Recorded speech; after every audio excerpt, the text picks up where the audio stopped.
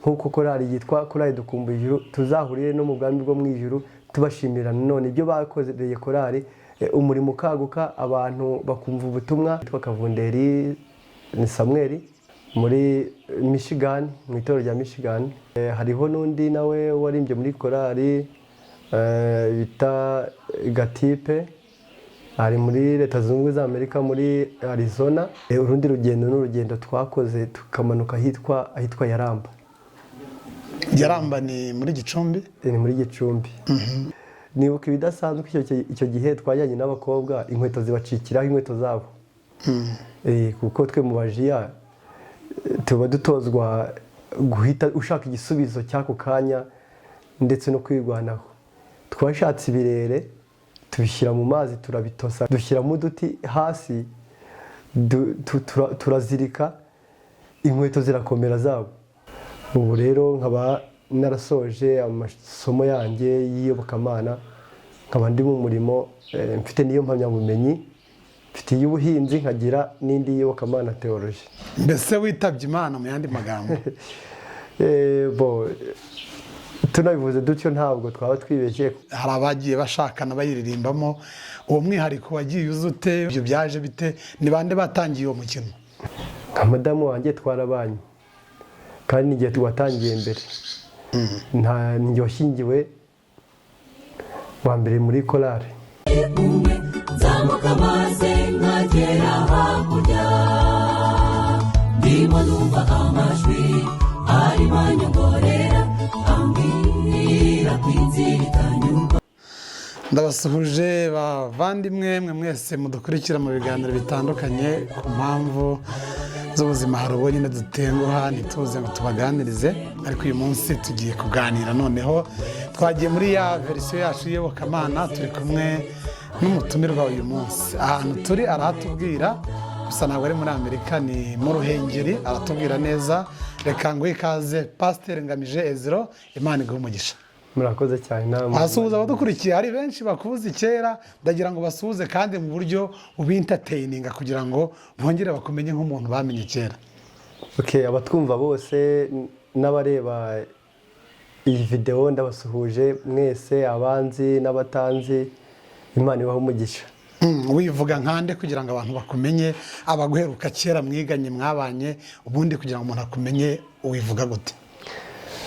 Amazina yanjye nitwa Ngamije Esroni, nkaba ubu mbarizwa muri Musanze, mu karere ka Musanze, mu murenge wa Muko.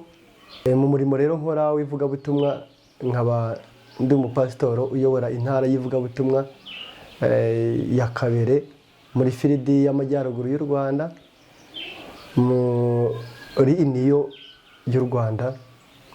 Ngira ngo wenda abatazi mu Rwanda neza nuko nguko bimeze. Ngira ngo umurimo wacu tuwukorera muri iyo Firidi y'Amajyaruguru y'u Rwanda, North Rwanda Field.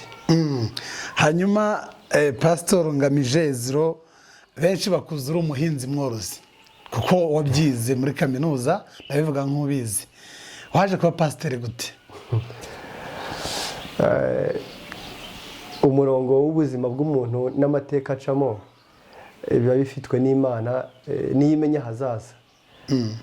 Ntabwo umuntu yahita avuga ngo ibi wabiteguye kera, ahubwo ni ubushake bw'Imana nabwo bubaho. Yego. Hari abo twiganye i Butare, ikiri kaminuza nkuru y'u Rwanda, muri 2008 kugera 2012 niho twari turi. Bamwe nagiye mbabwira yuko ubu ngubu nkora umurimo w'ivugabutumwa mu nshingano y'ubupasitoro, bagatungurwa. Ariko kuko ari umurimo twakuriyemo dukunda, n'ababyeyi bacu nanone bakadutoza gukorera Imana, numvise ngomba nanone kuwukora mu buryo nta kindi kimpugije uretse kuba njya muri uwo murimo. Ubwo rero nashimye Imana ko ibyo nakundaga nisanze nanone mbikora, nta kindi nabifatanya nacyo, ahubwo ari cyo cyonyine nkora. ubwo rero navuye mu buhinzi kuko nize agriculture and agribusiness mu ishami ry'ubuhinzi muri kaminuza nkuru y'u Rwanda, ubu yabaye college. Nyuma yaho nagiye mu zindi nshingano zindi z'imirimo twakoraga. 2018 niho nanone nakiriye umuhamagaro wo kujya kwiga ishuri ry'iyobokamana theology riba i Masoro. Ubu rero nkaba narasoje amasomo yanjye y'iyobokamana, nkaba ndi mu murimo mfite niyo mpamyabumenyi, mfite iy'ubuhinzi nkagira n'indi y'iyobokamana theology. Mbese witabye Imana mu yandi magambo? Tunabivuze dutyo ntabwo twaba twibeshye, kuko umuntu yitaba Imana akiri ku isi, nawe Imana iguhamagaye wapfuye utakiri ku isi, ntabwo yaba ari Imana yo mu ijuru, ahubwo yaba ari iyindi ihamagara abantu bapfuye bakagenda barira. Ariko twe Imana iguhamagara ukiri muzima, kuko na Bibiliya irabitwereka yuko Imana yagiye ihamagara abantu. Ba Samweli yabahamagaye bakiriho, bazana mu murimo, ba Yesaya n'abandi bahanuzi batandukanye. Ntabwo rero Imana ihamagara umuntu yapfuye, ahubwo Imana ihamagara umuntu akiri muzima kugira ngo imuhe umwanya n'inshingano zo kuyikorera. Reka noneho twinjire mu kiganiro nyirizina, uko kwari kugira ngo abantu bamenye uwo turi kumwe uyu munsi ndetse n'amateka ye mato, ariko turagenda tubihuza na korali yitwa Dukumbuye Ijuru, imyaka 25.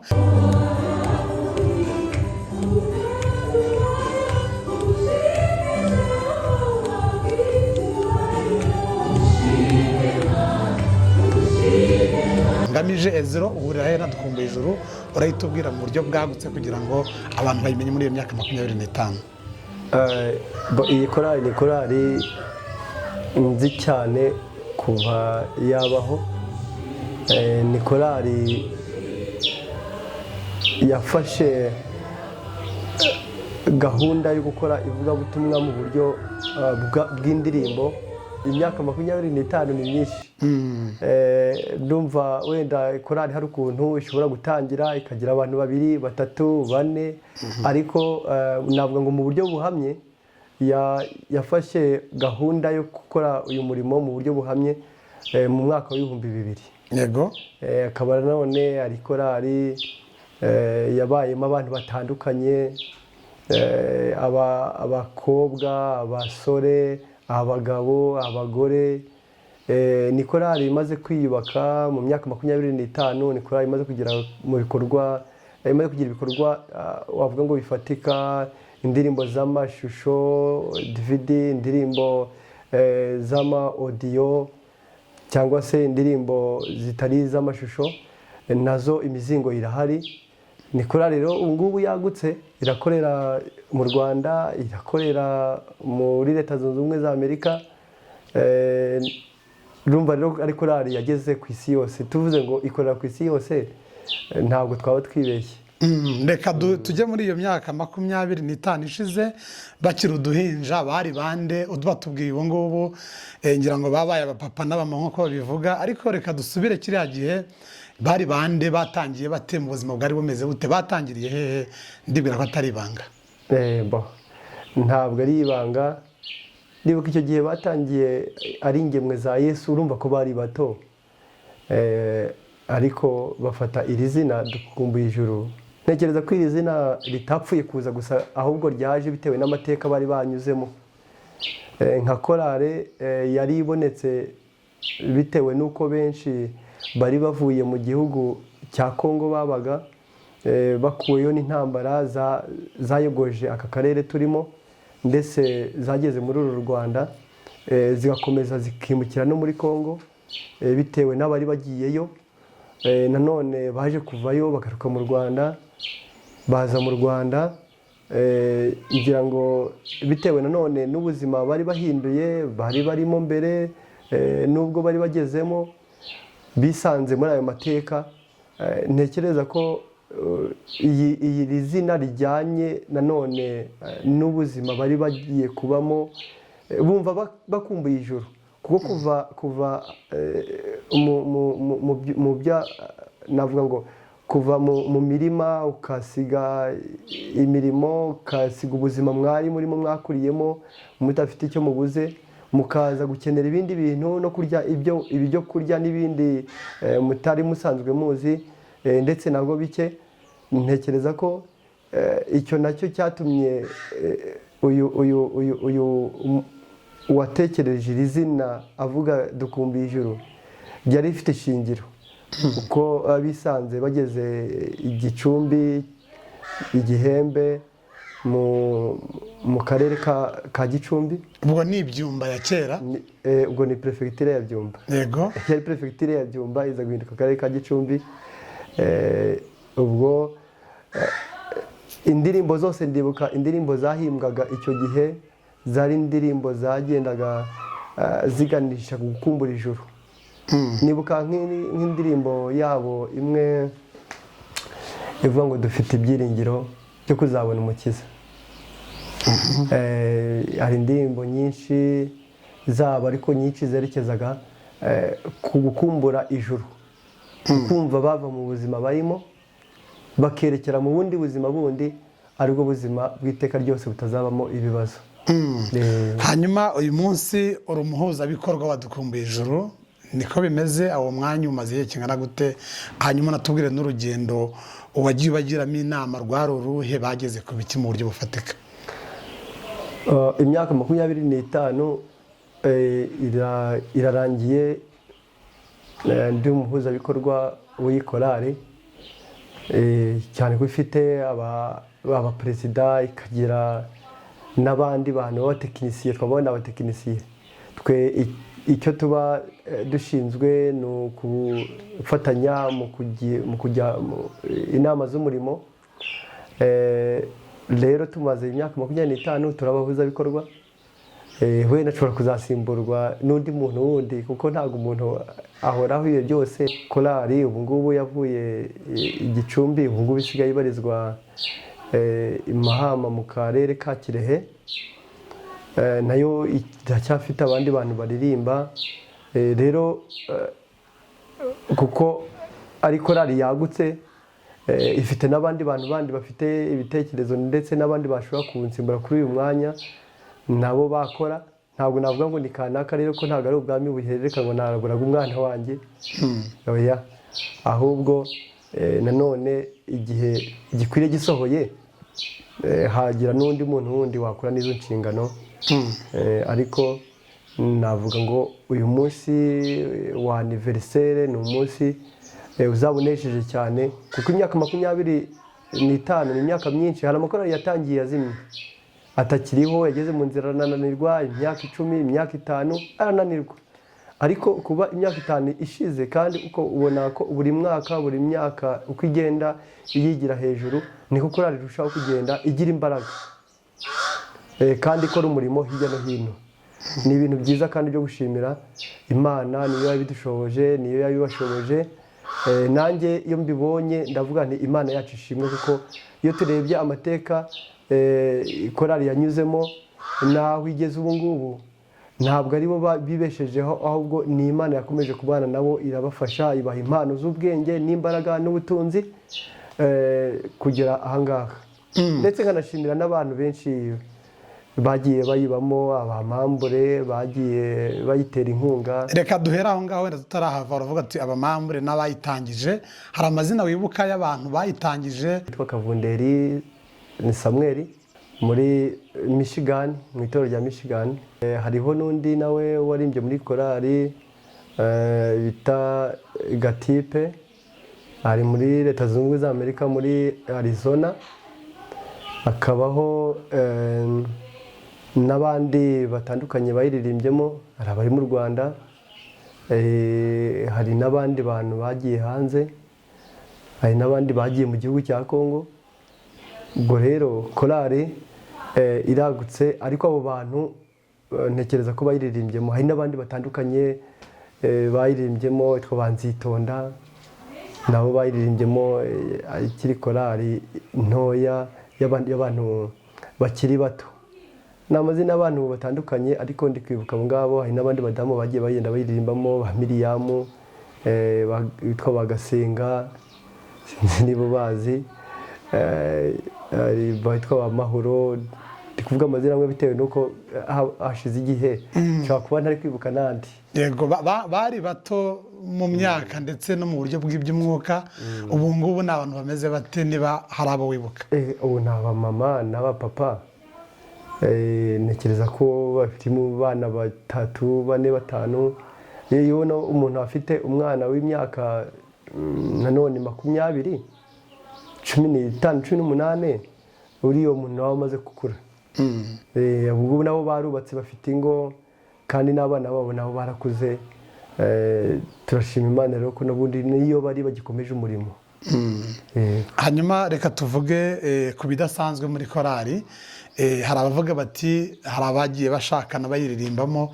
Uwo mwihariko wagiye uzute? Ntabwo bikunze kubaho ko abantu baba baririmbana bagahinduka umuryango ndetse bakaba no muri iyo korali ari umugore n'umugabo bayibamo. Ibyo byaje bite? Ni bande batangiye uwo mukino? Ntekereza ko harimo ingo 4, 5 z'abantu bagiye bakundana muri iyo korali baririmbana, bagashakana. Nka madamu wanjye twarabanye kandi n'igihe tuwatangiye mbere, ninjye washyingiwe wa mbere muri korali. Hari couple ya Karamira Eric n'uwitwa Wera Sonia. Abo bararirimbanaga, babaga muri iyi korali. Akabaho n'abandi nayo wanyibutsa abandi. Patricia, yego, witwa Patricia, na Shadrake Munyamfura, nabo baririmbye muri korali, nabo baza gushakana. Abo rero urumva ko ntabwo ari korali gusa yagiye igenda ishaka abageni ahandi, nabo babaga bafite abageni beza kandi babereye n'abandi babanaga. Ntabwo rero ari korali gusa yari ihujwe no kuririmba gusa, ahubwo hari n'imibanire myiza yari irimo kugeza ubwo umuntu akunda uwo baririmbana, akamutwara akamugira umugore. Ubu rero bakaba bakibana. Hari icyo ibyo bifasha wenda mu iterambere mu gihe umugore n'umugabo baba muri korali imwe? Mubona hari umusanzu byashyiraho kugira ngo korali ibe yatera imbere mu buryo wenda mu rutuko byari bimeze, ushingiye wenda muri gahunda za buri munsi za korali? Hari ibyiza n'inyungu biba bihari iyo navuga umugabo n'umugore babana muri iyo korali. Icya mbere ni uko bombi bumva intego y'umurimo, barayumva bakayumva kimwe. Iyo habaye kuyitera inkunga ntavuga ati ariko iyi korali ko ntayizi, ese tubigenze dute ngo habeho gusigana. Oya, ahubwo buri wese yumva yuko ari inshingano zabo, kuko baba barakuriye muri iyo korali n'urukundo rwayo ruba rubarimo. Rero bayitera inkunga batabanje umwe wenda kubanza kuyisobanurira mugenzi we ngo avuge n'intego n'umugambi. Icyo ni ikindi. Kandi impano zabo nanone, umwe aho kugira ngo aririmbe mu yindi korali n'undi aririmbe mu yindi, impano zabo zirazamuka. Buri korali impano zirazamuka. Umwe ashobora kuba ari umuhimbyi, undi akaba perezida wa korali.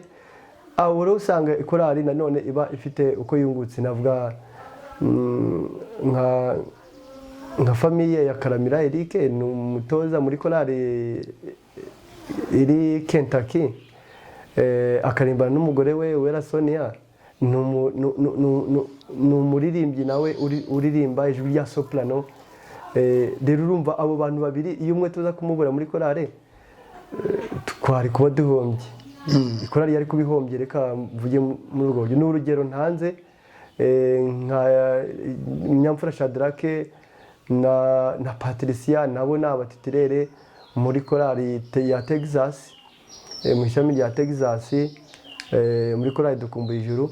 ubu nabo iyo bataza kuba bari muri korari urumva ko inkono zabo twari kuba tuzihombye. Timoteyo nawe muri Michigan abana na Mahoro, abo nabo n'indi couple yabo iririmba muri korari Dukumbuye Ijuru.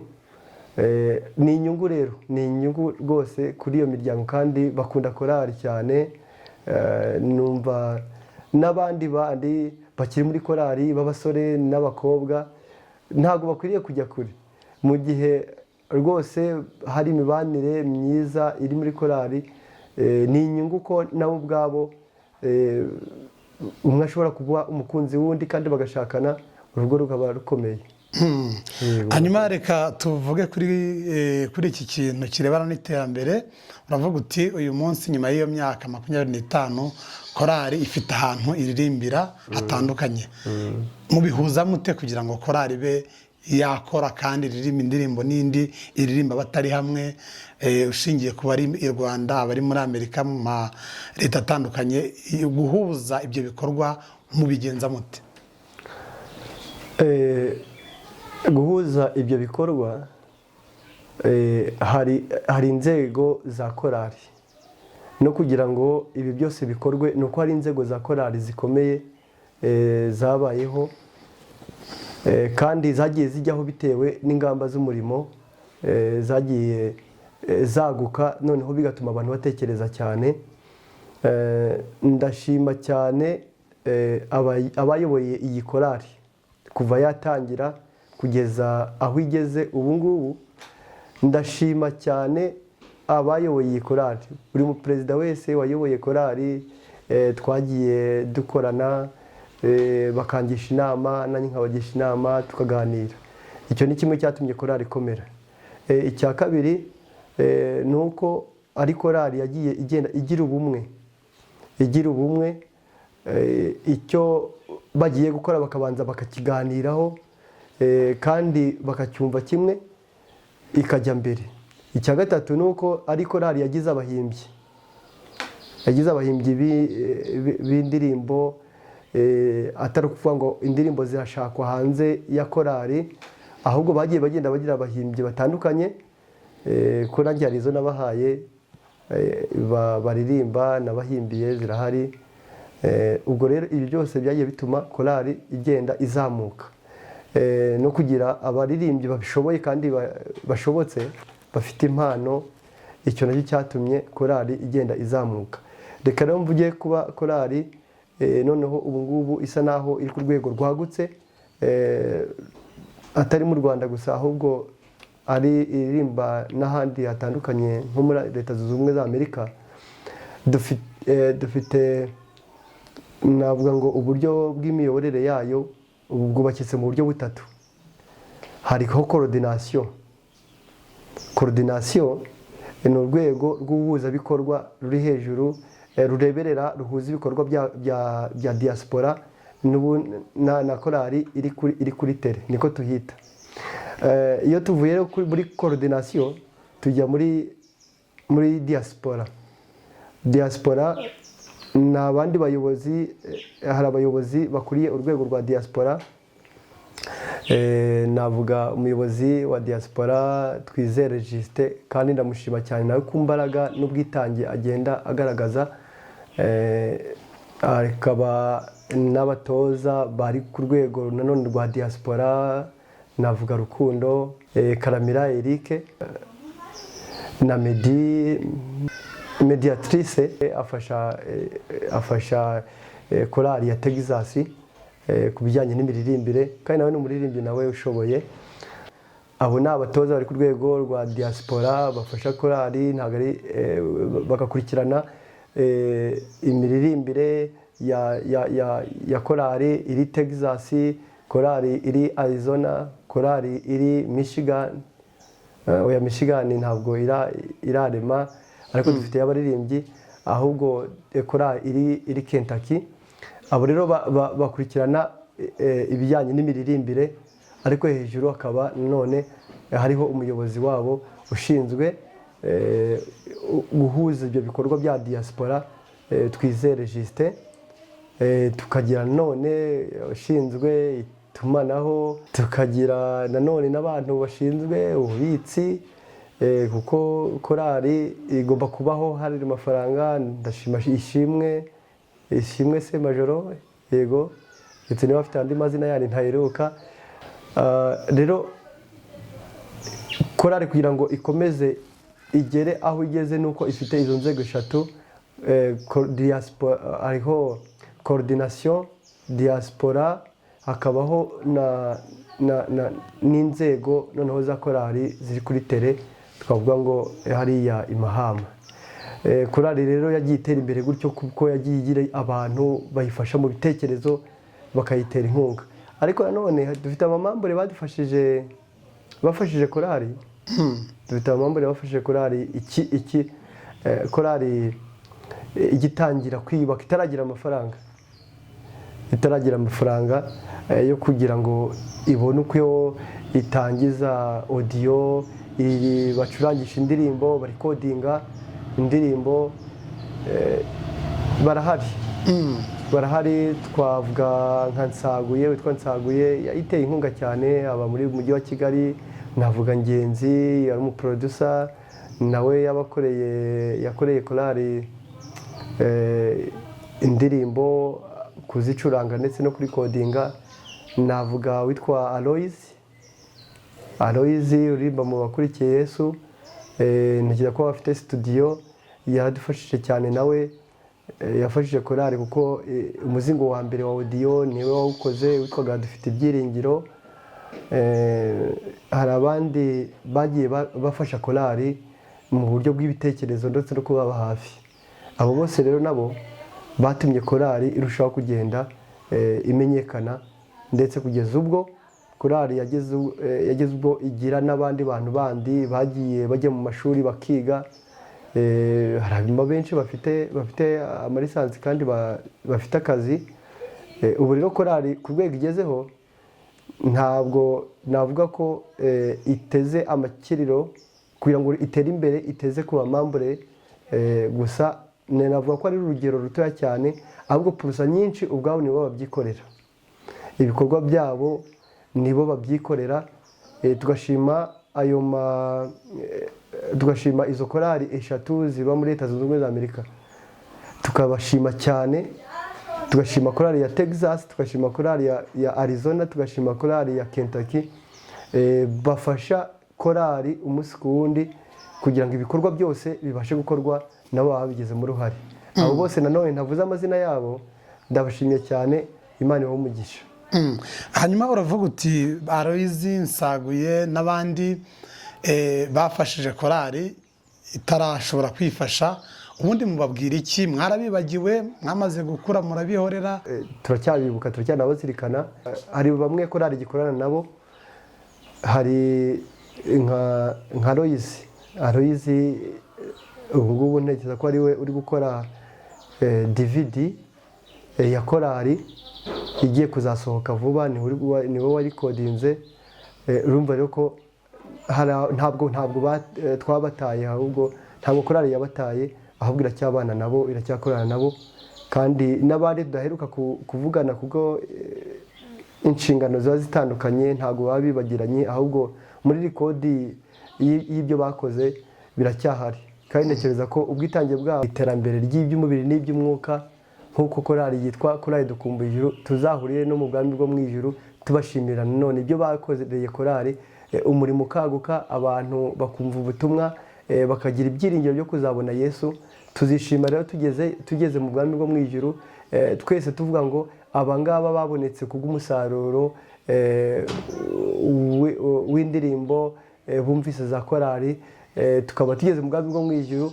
Icyo ni igikorwa tuzaba dushima twese, n'abandi bose bazaba barabashije kumva izi ndirimbo zikabagaruramo ibyiringiro, tukagera mu bwami bwo mu ijuru.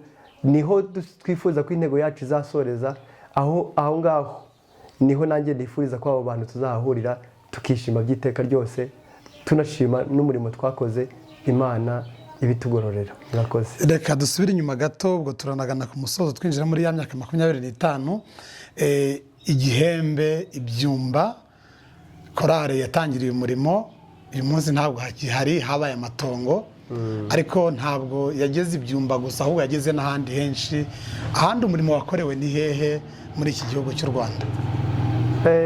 Ndibuka umurimo warakozwe mu nce za Byumba buriya hariya hose hafi yaho, ntabwo nibuka uduce kuko nanjye ntaherukayo, ariko hariya Ibyumba mu mujyi nahise ko ari urusengero, za Kisaro, za Bwisige, za Yaramba, Cyumba, aho niho nibuka, ndetse n'ahandi hatandukanye, za Bukure, aho hose korali yarahageze.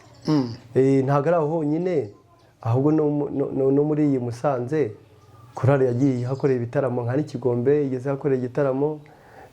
Ntabwo ariho honyine, n'Igisenyi naho korali yagezeyo yakoreye ibitaramo cyane mu mbuga ngari. Hari za Kigali ho n'ahantu bahoraga bajya buri munsi mu nsengero zitandukanye zahariya mu mujyi wa Kigali, nyinshi bagiye bazikoramo ibitaramo. Kandi hari n'abandi benshi nabo usanga bagenda bakurikirana amakuru ya korali. Korali rero ntabwo yakoze umurimo aho ngaho gusa. Rero ubwo korali none iri i Mahama irakora umurimo, kuko n'ubu ngubu uherutse kuza gukorera igitaramo kuri Bilingual Church hano mu mujyi wa Kigali. Vuba aha ngaha bakoze igitaramo, bagenda bakorera ibitaramo bitandukanye, wenda nubwo insengero ubu ngubu zikinze mu Rwanda, nyinshi zirakinze, ariko umurimo bari batangiye kugenda bagera mu matorero atandukanye akikije akarere ka Kirehe. Numva rero atari korali yabaye aho gusa ngo ibe nk'igiti cy'ingwingiri kiteze amatunda, ahubwo yagiye igenda ivuga ubutumwa hirya no hino. Ntabwo ari aho gusa rero, urumva ko noneho igeze no muri Amerika, yifuza ko no mu maleta atandukanye aho ifite abaririmbyi, korali nanone yakomeza ikagira ishami aho ngaho. Hanyuma mu mikoranire n'ubuyobozi bw'amatorero cyangwa se bw'itorero muri iyo myaka ya kera bwari bumeze bute? Ingendo ntabwo imodoka zabagaho cyangwa se nta bushobozi barafite bwo kuzigendamo, ubwo ndavuga mu gace kegereye aho korali yavukiye, Ibyumba cyangwa se Igihembe. Uwo murimo bawukoraga bate mu bushobozi buke? Gukorana n'itorero byari bimeze bite? Hari aho bagendaga n'amaguru. Icyo gihe ntabwo abantu bari bafite ubunebwe nk'ubu ngubu. Ariko nanone sinabyita ubunebwe bwo kugenda gusa, ahubwo no kuba abantu imirimo y'ibyo bakoraga yari mike. Umuntu agafata nk'urugendo akagenda nk'amasaha nk'atatu agiye gukora igitaramo. Urumva ko kwitanga, akagenda nk'amasaha 3 agenda akaririmba, akongera akagaruka, agakoresha nk'amasaha nk'umunani yo kugenda gusa adashizemo ayo kuririmba. Akagenda mu gitondo akagaruka nijoro. Ku bijyanye n'ahasabwaga ingendo, itorero ryarabafashaga rikabatera inkunga, cyangwa se n'abandi bamambure nabo bakabatera inkunga. Ubwo boherezaga n'imodoka zikaza zikabafata, zikabakura Ibyumba zikabajyana mu mujyi wa Kigali zikabagarura. Ibi byose ni imikoranire yagiye igenda ibaho, ariko nanone tugashima itorero ryakomeje kubarera, rikabarera kugeza ubwo nabo bamaze kuba abantu bakuru bakuze. Turashima cyane abari bayoboye itorero muri icyo gihe. Hari nk'amazina wibuka yabo? Yego, ndibuka Ngarambe Martin, umuntu wayoboye itorero cyane Igihembe. Nkibuka na ba Murekezi, nkibuka Kavunderi, nkibuka Gatipe, nkibuka Gatahe. Abo bagiye bayobora hariya Ibyumba. N'uwitwa Mugenzi nawe yayoboye Ibyumba, ayobora itorero rya Gihembe. Abo bose bagiye bafasha korali, n'abandi ntahise mvuga none aha ngaha kubw'umwanya dufite, ariko abo ngabo bagiye nanone bafasha korali. Muri rusange amakuru akunda kugongana n'itorero, abayobozi bafashaga iki korali kugira ngo hatabamo kugongana? Icya mbere ni ukumvira abayobozi. Iyo kumvira kubonetse, abantu bakaba bumvira amabwiriza y'itorero, bakaba bajyana n'umurongo w'itorero. Nta mpamvu abayobozi b'itorero cyangwa n'itorero ritabakunda, ariko iyo haje kuba abayobozi batangaza umurongo w'ivugabutumwa, korali ikajya ku ruhande ngo twe tuzaririmba gusa, urumva ko ntabwo byashoboka. Hari amakorali yagiye atangira ariko akishyira hejuru y'ubuyobozi bitewe n'impano babaga bafite, ariko ugasanga uyu munsi amakorali atagihari bitewe n'uko batakoranaga neza n'abayobozi. Ubu rero iyi korali yo gukorana n'ubuyobozi bw'itorero nicyo kintu cya mbere cyari kibaraje inshinga. N'ubu ngubu harimo benshi, harimo bayoboye itorero nka Twizere Justin, nawe yabaye umukuru w'itorero. Ubwo navuga ko kugira ngo nabo ubwabo babashe gukora umurimo, nuko icyo itorero ryabasabaga nabo bagitangaga mu mbaraga z'ibyo babaga bashoboye. Nta kindi, nta kundi kubera, nta kindi kimenyane twavuga, nta kubakundwakaza, ahubwo ni uko nabo ubwabo bumviraga mu buryo bwasabwaga. Umurimo wakozwe mu buryo bugoye ni uw'icyo gihe kuruta ubu ngubu. Hari nk'aho wibuka urugendo mwagenze rwari rukomeye, rwateye bamwe kunanirwa. Ese ibidasanzwe byabaye muri uriya murimo ni nk'ibihe, niba wibuka urwo rugendo mu buryo bw'umwihariko? Ntabwo nzibagirwa urugendo twakoze turi kujya ahitwa i Rwanda. Ubu ntabwo nibuka niba ari mu karere ka Bukure, ni muri umurenge, ntabwo ari akarere. Muri Bukure, wenda abantu bahazi banyihanganire, ntabwo ntibuka. Twagiye i Rwanda tugenda amasaha 4 kugaruka twaje 5 kuko twari twananiwe. Hari bamwe byabaye ngombwa ko tugenda abashoboye bafite imbaraga, hari n'abo bashyiraga ku rutugu bakabatwara mu rwego rwo kubasindagiza. Urwo rugendo sinzarwibagirwa. Uribuka umwaka ngo ryari, niba wibuka neza ugenekereje?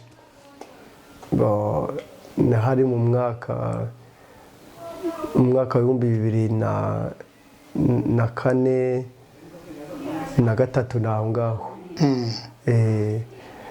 Aho abantu batari bazi rwose n'Abadventiste ngo ni iki, ni amavuna twari tugiyemo, nuko nibuka umubwiriza wari kuyakoresha aho ngaho.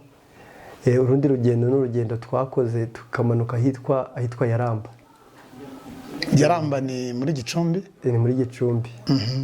Nibuka ibidasanzwe icyo gihe twajyanye n'abakobwa, inkweto zibacikiraho inkweto zabo.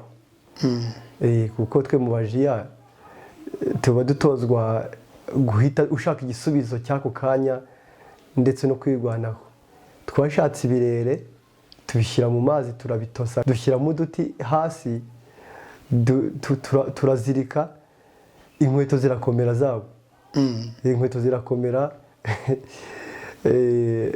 Icyo gihe rero rwose barambara, turagenda. Hari n'ubwo amazi yaburaga, tugafata urugendo rurerure turi kujya gushaka amazi yo kubazanira ngo banywe. Niba urwo rugendo rwaratugoye cyane narwo. Izindi ngendo zindi nazo zagiye zigenda zibaho, aho byasabaga amasaha menshi cyane kugira ngo abantu bagende, kandi abantu ntibumve yuko umunaniro hakongera kuboneka indi gahunda yindi yo kujya mu mavuna, cyane ko abantu bayifashishaga cyane iyi korali. Hari n'abantu benshi bumvaga ko hari aho irajya bakagenda nabo bakajyayo. Hari n'andi mavuna, ayo y'umudende yakoreshwaga, ayo navuze y'epfo za Yaramba, yakoreshwaga n'abanyeshuri bari bavuye kurahuka imudende. Ni nko mu mwaka wa 2006. Mwaka wa 2006. Numva icyo gihe ntabwo nzibagirwa amateka y'icyo gihe n'ibyagiye bigenda biranga umurimo w'icyo gihe. Kwaga harimo kwitanga gukomeye cyane, kandi kudasaba kuvuga ngo uragenda bitewe n'uko wabonye itike.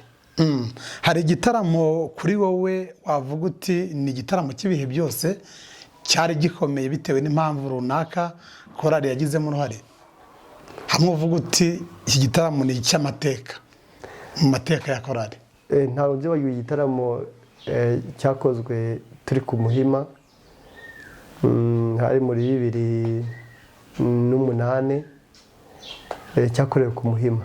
Niho bwa mbere twari tugiye, korali yari igiye mu mujyi wa Kigali, ariko yari ifite audio,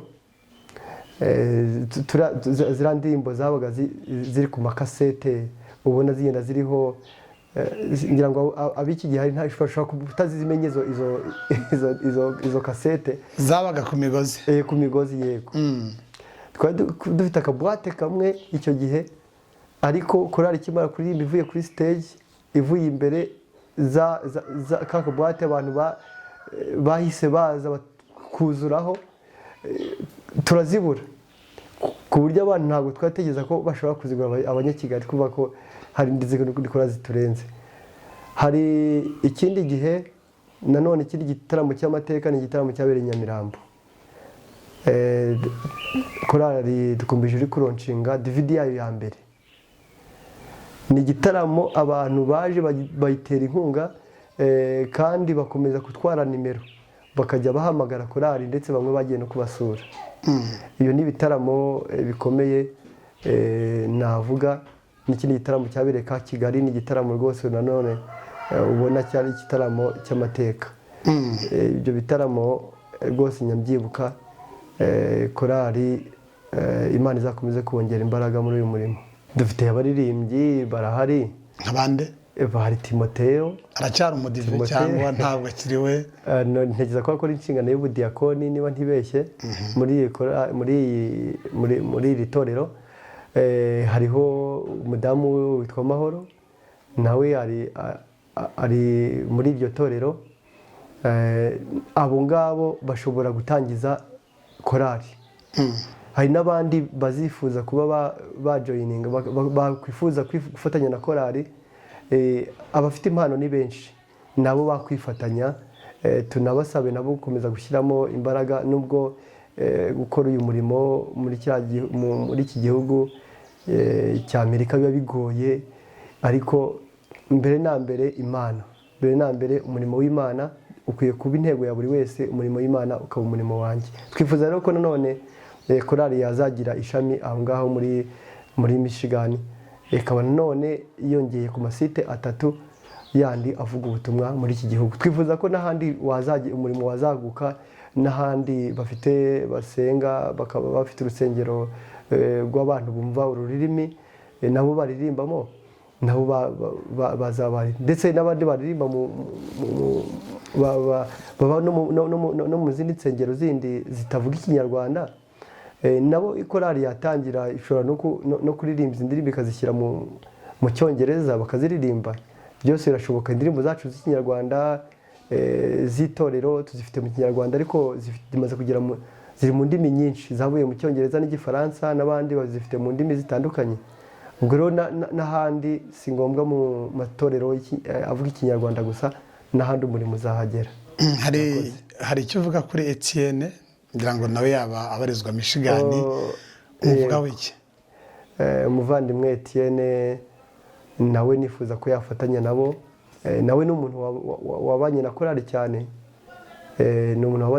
cyane, hari n'undi nawe nibagiwe witwa Munyanziza Edouard, nawe yabaye muri iyi korali,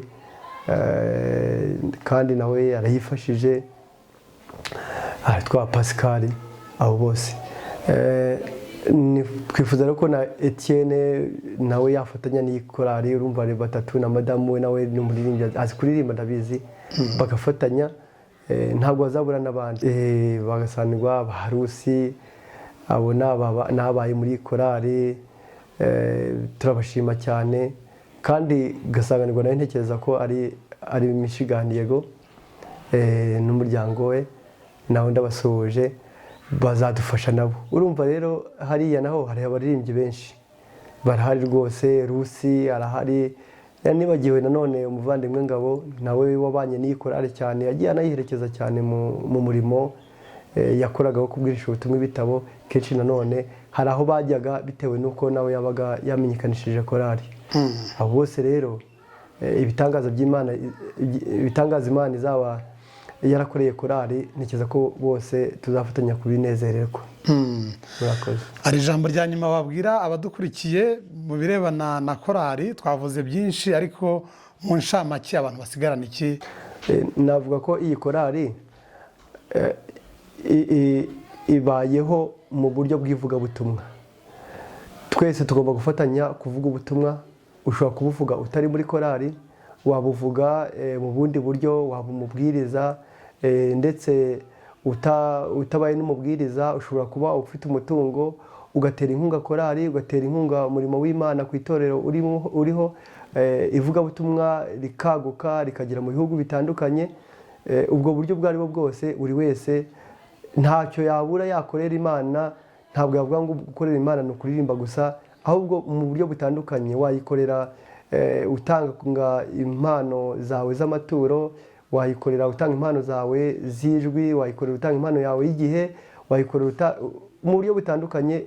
Ivugabutumwa riragutse, buri wese twifuza ko yagira ivugabutumwa akarigira intego kandi akararika agavuga, ndetse naho atageze akageza amasengesho, akageza n'ubutunzi. Ibyo byose Imana izabyerekana idushimira tugeze mu bwami bwo mu ijuru. Nicyo navuga rero ko korali ibayeho kubera ivugabutumwa, na buri wese Imana yamuhaye impano kugira ngo akore, anavuge, ndetse akore ibishoboka byose. Ndashima rero buri wese uri kureba iyi video, buri wese hari icyo yakorera Imana mu gihe agihumeka. Umwanya wacu rero katuwukoreshe mu ndirimbo yacu dufite, mu ndirimbo za 500 mu Kinyarwanda. Hari indirimbo ivuga ngo kora ugifite uburyo, kora hakibona. Buri wese nakora agifite uburyo, nakore hakibona mu byo ashoboye, kandi Imana izabiduhembera, kandi Imana izabidushoboze. Buri wese ndamushimye, kandi uwateze amatwi iki kiganiro Imana imuha umugisha. Kandi korali Dukumbuye Ijuru nifuza ko buri wese yaba umwambure wa korali Dukumbuye Ijuru. Urakoze cyane. Ngira ngo kuko uri pasiteri ari mu ivugabutumwa, twagusaba ko wasenga hanyuma ukaragiza Imana ibikorwa bya korali, ndetse ukayishimira n'ibyabanje mu buryo bwawe wumva bitakugoye. Reka dushime Imana. Imana Data wa twese, ni wowe wadushyize ku isi, uri umuremyi wacu, uri umucunguzi wacu, kandi nta kindi tuvuga uretse Yesu Kristo waturemye akatwitangira akaducungura, wagiye mu ijuru, ugiye kuzagaruka vuba, kandi umurimo ukazasorezwa mu bwami bwo mu ijuru. Nta kindi kintu tuvuga, nta kindi twerereza, ni Kristo watubambiwe kandi akaducungura, kandi akakomeza kubana natwe muri uyu murimo. Twese tugutegereje ko ugiye kugaruka, uzadushoboze kugera mu bwami bwawe, aho tuvuga gukumbura ijuru tuzayibone noneho tubirebesha amaso yacu. Tubisenze twiringiye ko twumvise, ukomeza kubana natwe mu izina rya Yesu, amen. Amen. Arakoze cyane Pasiteri Ngamije. Ndagira ngo mushimire cyane ku mwanya yaduhaye. Uyu ni umuhuzabikorwa, navuga ko ari umuyobozi mukuru wa korali Dukumbuye Ijuru. Nawe Imana igumishe n'umuryango wawe. Arakoze cyane. Namwe rero mwakoze kubana natwe. Iki kiganiro ndabizi muragikunda muri benshi, mu gihererekanye. Hanyuma shene abatarakora subscribe mubikore, dutere imbere twese turi hamwe, kandi tubaha content mwifuza. Mwakoze. Imana ibahe umugisha. Arabone bakujya kandi nabo banyuze muri iyi nyanja.